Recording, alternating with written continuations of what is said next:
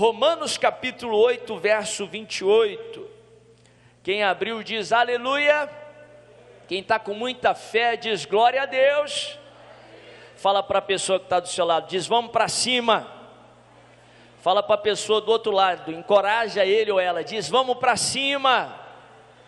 Aleluia. Romanos 8, 28, a palavra de Deus diz assim: sabemos que Deus age em todas as coisas para o bem daqueles que o amam, dos que foram chamados de acordo com o seu propósito. Sabemos que Deus trabalha em todas as coisas, faz com que todas as coisas contribuam, cooperem para o bem daqueles que o amam e daqueles que são chamados segundo o seu propósito. Nós durante 4 semanas nós estamos falando sobre esse tema, vamos para cima. Por que eu senti de fazer isso? Nós estamos no mês de fevereiro, e eu me deparei com algumas pessoas que já estavam comentando comigo que estavam desmotivadas em relação a 2020, que algumas coisas estavam acontecendo, algumas expectativas não foram supridas, e quando a expectativa não é suprida, vem a chamada frustração. Eu vi até alguns memes na internet falando que janeiro foi um mês muito longo, diz que chegava 31 de dezembro, mas não chegava 31 de janeiro, e realmente aconteceu muita coisa no cenário nacional e internacional. Depois que eu vi tudo isso, eu cheguei até a fazer uma pesquisa em relação a isso, e de fato, o mês de janeiro, esse início de ano, e alguns estudos comprovam que é um mês que se há uma percepção, é um tempo que se há uma percepção de tristeza, de frustração. Tem até um estudo que foi feito por volta aí de 2005, por uma faculdade bem conhecida, que estabeleceu o dia mais triste do ano no meio do mês de janeiro, que é a terceira segunda-feira de janeiro, que é considerada como a Blue Monday, ou a segunda-feira azul, que seria o dia mais triste do ano. E isso não está certo. O cristão não deve ficar desanimado, nunca. O cristão não deve ficar sem esperança, jamais, porque nós servimos ao Deus de toda a esperança. O cristão pode até se cansar, o cristão pode até enfrentar decepções temporárias, mas ele jamais pode desanimar, porque o nosso Redentor está vivo, e Ele é fiel para cumprir tudo o que prometeu. Eu gosto de falar que o cristão ele deve sempre andar entusiasmado, porque você tem a boa nova dentro de você, você tem o príncipe da paz em você, o Todo-Poderoso que pode todas as coisas, e além de tudo isso, Ele é um Pai cheio de amor, que te ama com amor incondicional. E de fato, a palavra entusiasmado, ela em sua origem, ela vem de 2 palavras no grego, que significa de fato, inspirado por Deus. O cristão ele deve viver sempre entusiasmado.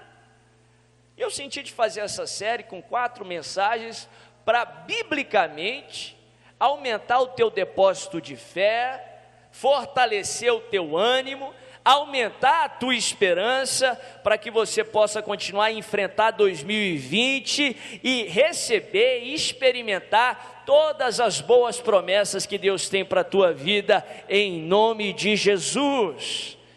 E na semana passada nós falamos um pouco sobre isso, e nessa noite eu quero continuar. Vou usar só esse verso, que é muito conhecido, Romanos 8, 28, talvez você não sabia da referência, mas provavelmente você já ouviu essa citação em algum lugar.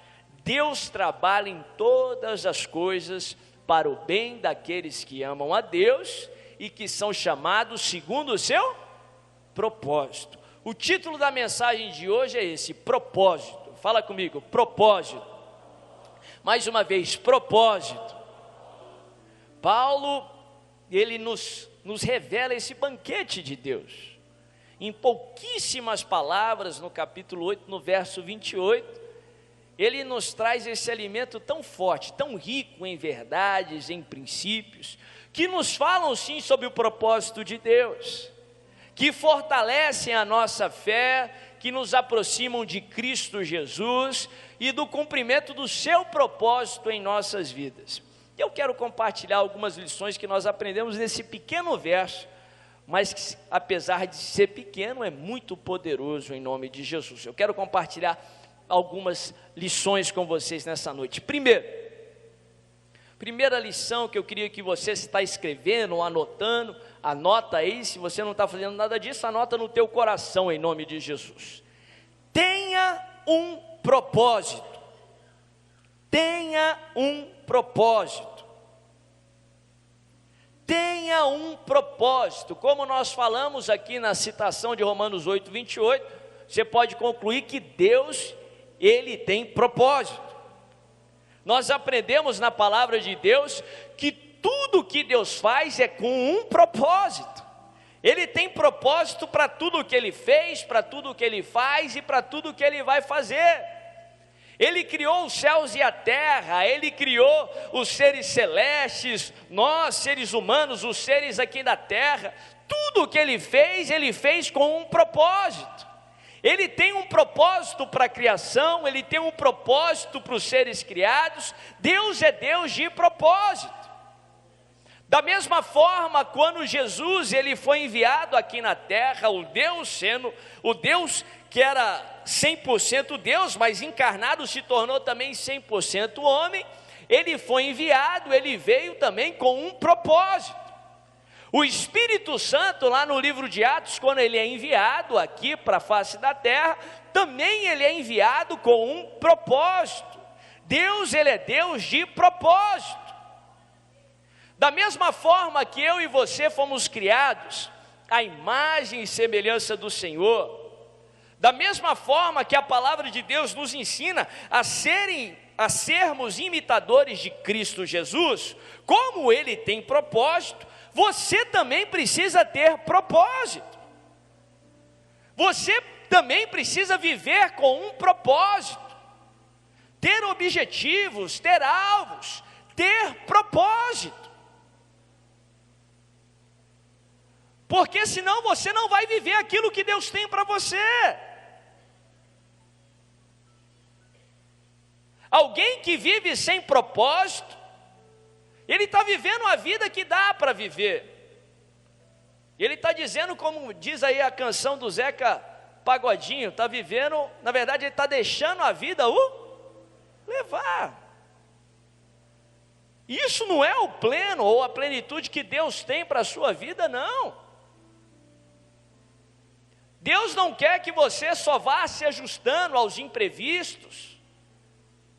Deus não quer que você viva num piloto automático, sem propósito, não. Deus quer que você tenha propósito. Como Deus ele tem propósito, você só vai viver a plenitude de Deus na sua vida se você também tiver propósito. Se você tiver alvo, se você tiver objetivo. É o propósito que deve nortear as suas decisões. Uma vida sem propósito, ela não tem norte. É como que se a pessoa estivesse no banco do passageiro, em um carro em movimento que não tem motorista. Ele está deixando a vida o levar.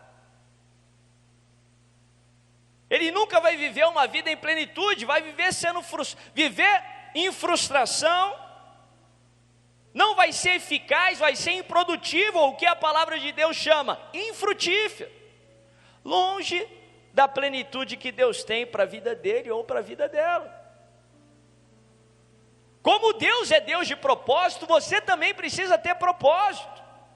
Como em tudo que Deus faz, Ele tem propósito, tudo que você fizer também precisa obedecer ou seguir a um propósito, um objetivo, um plano. Um propósito para a sua família, um propósito para a sua vida, um propósito para a sua profissão, um propósito para o seu ministério, um propósito para a sua semana, um propósito para o seu dia. que você também possa ter um propósito. É interessante que eu fiz uma pesquisa nesses dias, enquanto eu me preparava, no momento que nós vivemos com tanta acessibilidade ao conhecimento, tanto avanço na ciência, no conhecimento, nos últimos 5 anos, houve um boom aí de muitos mecanismos e ferramentas de autoajuda. Vivemos num universo saturado aí de coachings, em que se fala muito sobre objetivos, sobre alvo, sobre propósito. Eu vi um estudo que diz que menos de 3% da população mundial, ela define ou ela diz que ela tem um propósito para a sua vida. Menos de 3% das pessoas que habitam no mundo, 7 bilhões de pessoas, relatam que tem um propósito, um objetivo para a sua vida ou para a sua carreira. Desse baixíssimo índice, 1% apenas escreve ou digita, sei lá, sobre esse propósito, esse objetivo. A palavra de Deus nos ensina sim a ter propósito. Em várias passagens, Deus nos incita a projetar, a planejar, a pedir. Jó, no capítulo 22, um dos amigos de Jó, que vieram para o exortar, eles falaram algumas besteiras ali para Jó, mas muito do que eles falaram é correto, e é apoiado pela palavra, pelo restante da palavra de Deus.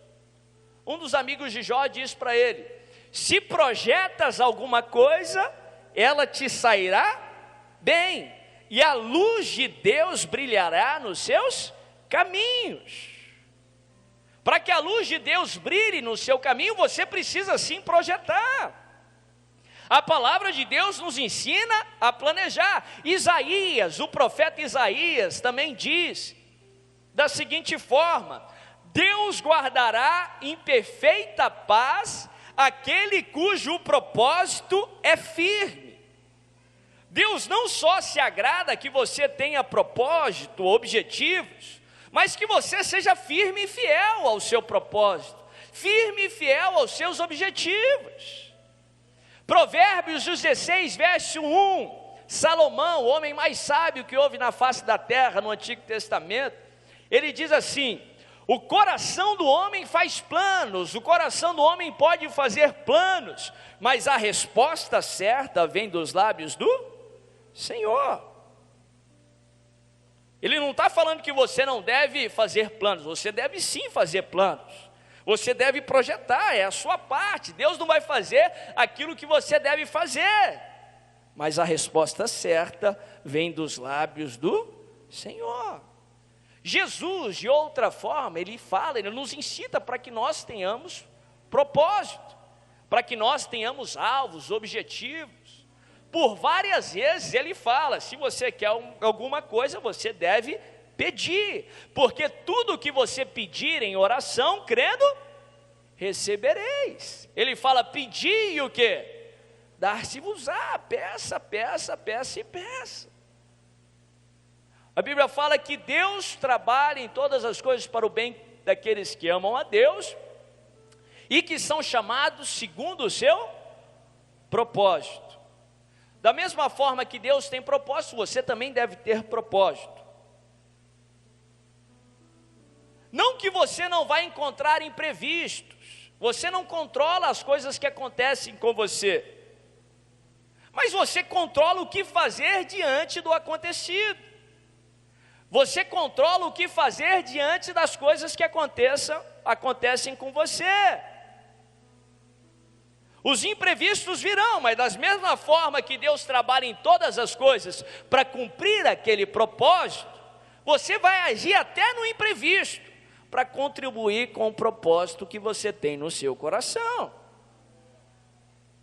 Você vai ser proativo, vai agir por antecipação para contribuir para o propósito, E quando o imprevisto vier, como algo fora do planejado vier, você também vai reagir conforme o propósito estabelecido. Da mesma forma que Deus age, Filipenses capítulo 2, Paulo também fala: seja o vosso proceder o mesmo que houve em Cristo Jesus. Que você também em tudo possa agir para contribuir com o propósito que Deus colocou diante de você. Segunda lição que eu gostaria de compartilhar: primeiro, tem um propósito. Segundo, saiba que Deus tem um propósito para você. Saiba que Deus tem um propósito para você. A Bíblia fala isso de diversas formas. Ela usa o termo propósito, mas usa também os termos planos, sonhos, vontade, caminho. Deus tem um propósito para você. Romanos 12, verso 2, a Bíblia fala, Paulo nos ensina que esse propósito, essa vontade, ela é boa, perfeita e agradável. Para mim, a melhor maneira de dizer que Deus tem o melhor para você. Isaías, no capítulo 50, o profeta diz que tão alto quanto os céus são da terra, os planos do Senhor são maiores e melhores do que os nossos. Efésios 3, verso 20, Paulo fala que Deus é poderoso para fazer infinitamente mais do que tudo que pedimos ou pensamos. Só alguns textos para enfatizar isso. Deus tem um propósito para você, e o propósito de Deus para você é o melhor para você. Jeremias 29, 11, eu é que sei que planos tenho a vosso respeito, diz o Senhor, planos de paz e não de mal, planos para vos dar o fim que desejais. Ou na Nova Versão Internacional, eu é que sei que planos tenho a vosso respeito, planos para vos fazer prosperar, planos para vos dar uma esperança e um futuro.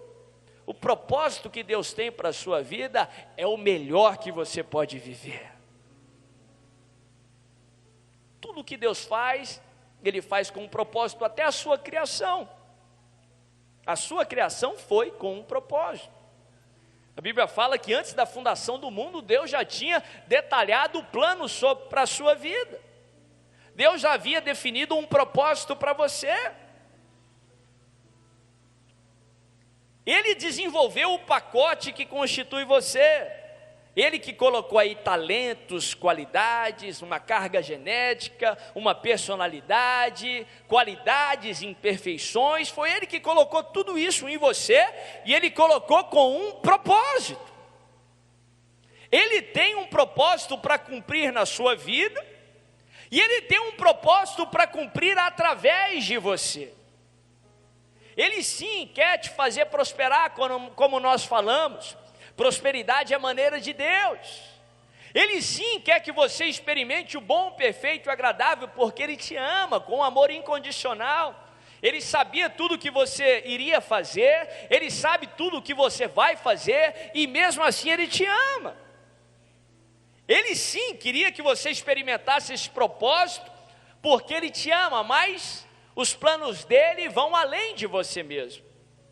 Ele não só quer que você tenha vitória para ser abençoado, mas Ele quer que a sua vitória também seja uma bênção aí fora. Ele não quer só que você seja abençoado, mas Ele quer abençoar outros através de você. Esse propósito infalível, Ele tem para a sua vida. A melhor vida que você pode viver aqui na terra, durante os seus 70, 100 ou mais anos que você viver, é viver no propósito de Deus para a sua vida. Deus tem um propósito para você. Fala para a pessoa que está do seu lado, diz: Deus tem um propósito para você. Então, se Deus tem um propósito para mim, isso significa que eu não devo ter um propósito para mim mesmo?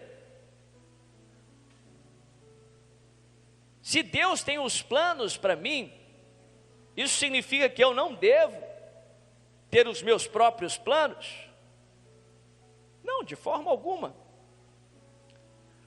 Quando você se entrega ao Senhor, Deus não quer que você coloque o seu cérebro numa gaveta e fique sem usar tudo isso que Deus te deu.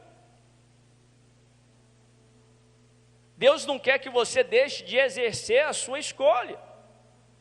Até para obedecer a Deus você tem que escolher. De forma alguma, você tem que projetar. Você tem que planejar. Mas deixa eu te dar 3 ingredientes para você ter o projeto conforme a palavra de Deus. Primeiro ingrediente: os seus planos, os seus projetos, os seus alvos tem que ser conforme os princípios da palavra de Deus. Se o teu projeto quebra princípios que a palavra de Deus estabelece, os valores da palavra de Deus, não tem como ele ser abençoado por Deus, porque você sai da esfera da bênção do Senhor. Segundo ingrediente: você tem que apresentar os seus planos, projetos, o seu propósito ao Senhor, através da oração. A Bíblia fala que tudo que pedirmos em oração, crendo o quê? Recebereis. A única forma de você executar, de ser frutífero, eficaz, em plenitude, de acordo com a palavra de Deus, é através da oração. Não que você não deva buscar, a palavra de Deus nos ensina a buscar. Não que você não deva fazer a sua parte, você deve fazer a sua parte, mas você também precisa orar. É através da oração que você atrai a bênção de Deus na tua vida. É através da oração que Deus age na sua vida. E terceiro ingrediente, eu vou citar para você o que a Bíblia fala lá em Mateus 7, do verso 7 a 11. A Bíblia diz assim: pedi e dar-se-vos-á, buscai e achareis, bater e o quê? Abrir-se-lhe-á. Verso 8: porque todo o que pede, recebe, todo o que busca, encontra, e aquele que bate, abrir-se-lhe-á. Aí Jesus continua ensinando: qual dentre vós, se o filho lhe pedir um pão, você vai responder com uma pedra? Ou qual dentre vós, se o filho lhe pedir um peixe, você lhe dará uma cobra? Aí no verso 11 ele conclui: ora, se vós sois maus, sabei dar bons presentes aos vossos filhos, quanto mais o vosso Pai não dará boas coisas aos que lhe pedirem. Você deve projetar, você deve ter planos, você deve pedir, você deve clamar, você deve ser estratégico à medida que você conseguir ser. Você deve fazer a sua parte. Você não precisa ter reservas diante de Deus. Se você tem um plano para a semana, por mais besta que lhe pareça, peça isso ao Senhor, coloque diante dele. Se você tem um plano a longo prazo, daqui 5 anos, 10 anos, eu quero atingir tal posição, quero fazer isso, quero fazer assado, coloca isso diante de Deus, coloque em perseverança, peça, peça, peça e peça, apresenta o seu projeto, o seu objetivo, o seu alvo ao Senhor. Mas presta bem atenção aqui, e é o terceiro ingrediente para que você projete da maneira certa: saiba que Deus vai lhe responder com o melhor. Com o melhor, com o melhor. Você tem que projetar, você tem que planejar, você tem que fazer a sua parte. Você é responsável pelas suas decisões. Não deixa a vida se levar, porque ela não se leva não. Daqui a pouco você vai se ver dentro de um carro que não sabe para onde ele está indo, um carro desgovernado. Tome as suas decisões de acordo com os propósitos que Deus coloca no seu coração. Clama, peça, ore e saiba que Deus vai te responder com o melhor. Algumas vezes os projetos de Deus serão diferentes dos seus. Não tenha medo, confia nele, faz o bem, habita na terra, vive tranquilo, deleita-te no Senhor e Ele satisfará os desejos do seu coração. Salmo 37 diz isso. Projeta. Se você pedir um pão, ele não vai te dar uma pedra. Se você pedir um peixe que te alimenta, ele não vai te dar uma cobra que você não gosta, que vai te picar, não. O que ele tem para você é infinitamente mais do que tudo que você pede ou pensa. Por isso você tem que pensar grande, por isso que você tem que pensar alto, porque não importa quão alto é, mais alto vai ser o que Deus vai fazer na tua vida. Deus sempre vai exceder os seus pedidos, sempre vai exceder os seus pensamentos. Terceira e última lição: saiba que Deus tem um propósito para toda a criação.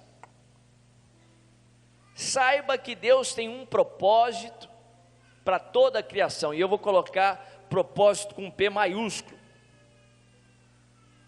Ele tem um propósito para a sua vida, P minúsculo. Muitos propósitos diferentes para todos nós. Ele tem um propósito único e diferente. E ele tem um propósito com P maiúsculo para toda a criação. Ele tem um compromisso com esse propósito. O propósito que ele tem para a sua vida faz parte do propósito dele para toda a criação. Ele determinou que você contribuía através do propósito que ele tem para a sua vida, para o propósito que ele tem para toda a criação. Ele tem um grande propósito que está sendo cumprido, é infalível e por isso ele vai se cumprir. É importante que você saiba, tenha ciência disso. Ele tem um propósito sim para você, como eu falei, porque ele te ama, mas vai muito além de você. Sim, o que ele quer fazer na tua vida, o que ele quer fazer através da sua vida, vai muito além de você mesmo. Não vai abençoar só você não, é muito além do que você pode imaginar. Como eu falei, começou antes dele criar tudo o que existe hoje, como Paulo ele nos ensina. Ele já tinha um plano detalhado, que foi feito cuidadosamente para a sua vida, para contribuir com o propósito que ele tem para toda a humanidade, para toda a criação. A Bíblia nos dá vários e vários exemplos disso. Vou citar um: João Batista. Quem se lembra de João Batista? Ele foi aquele que havia sido pronunciado pelos profetas centenas de anos antes dele nascer. A Bíblia fala que os profetas falaram que alguém viria do mesmo jeito de Elias, que veio lá atrás, no mesmo ímpeto, na mesma força, e prepararia o caminho da primeira vinda de Jesus. Antes dos pais de João Batista nascerem, Deus já havia planejado a sua vida. Antes de você nascer, antes dos seus pais nascerem, Deus já tinha um propósito para você. Quando chegou o tempo certo, a Bíblia fala que Deus escolhe os pais de João Batista, Zacarias e Isabel, tementes e servos do Senhor, e determina que João Batista nascesse através deles. João Batista não veio dos seus pais, João Batista veio através dos seus pais. Deus já tinha planejado João Batista veio de Deus. Da mesma forma eu falo para cada um de nós: você não veio dos seus pais, você veio através dos seus pais. Na verdade, Deus já havia projetado a sua vida antes da fundação do mundo. Você veio de Deus, Deus tem um plano para a sua vida. É por isso que nós somos totalmente contra o aborto, porque ainda que existe gravidez indesejada, não existe filho indesejado. Deus ele escolhe a circunstância, Deus escolhe o material genético, Deus escolhe os pais para trazer alguém que vem dele ao mundo. Até alguém que veio de uma tragédia, não que Deus projete uma tragédia, uma circunstância ruim, mas não há tragédia, não há circunstância ruim, não há maldição que o meu Deus não possa transformar em bênção.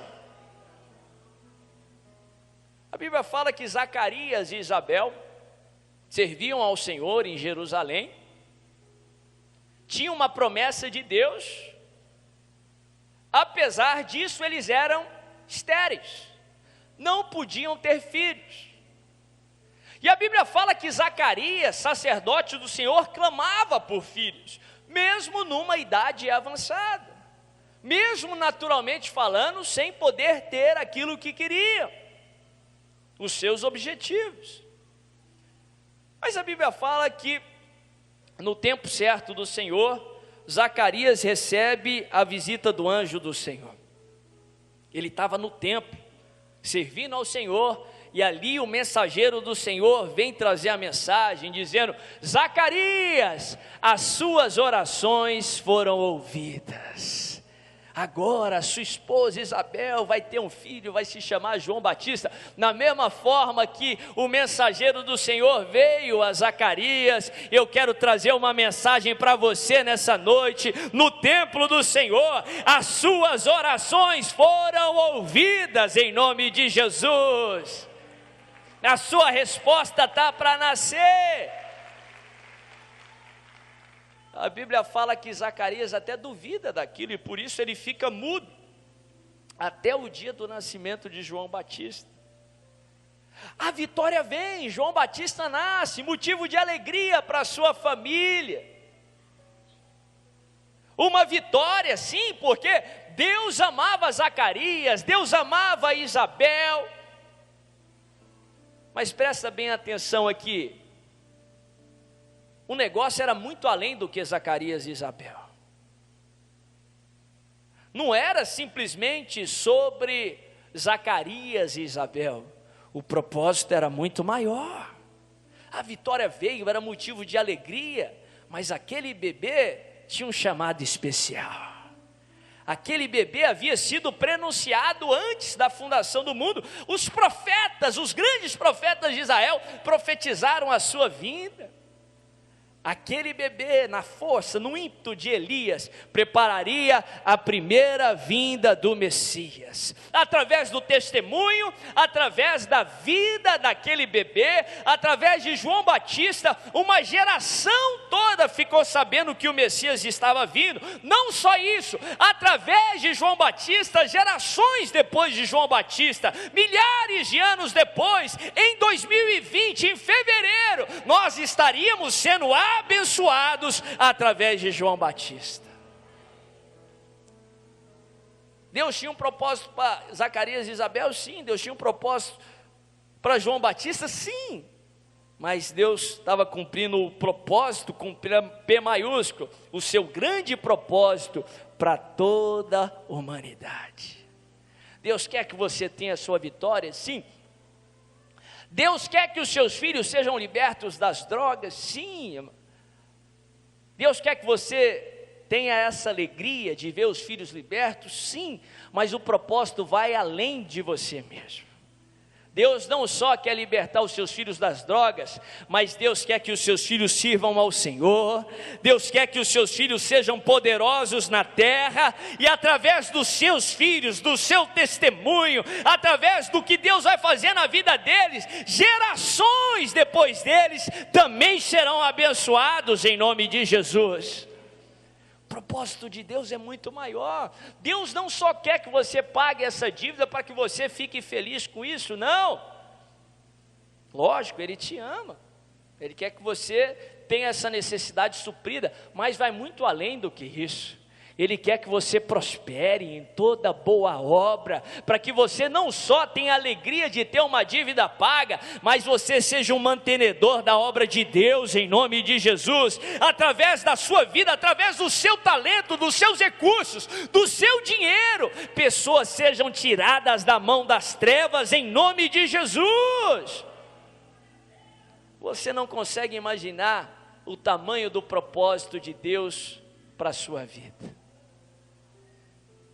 Eu vou concluir só com essa história. eu ouvi de um missionário, ele falando sobre Jonas.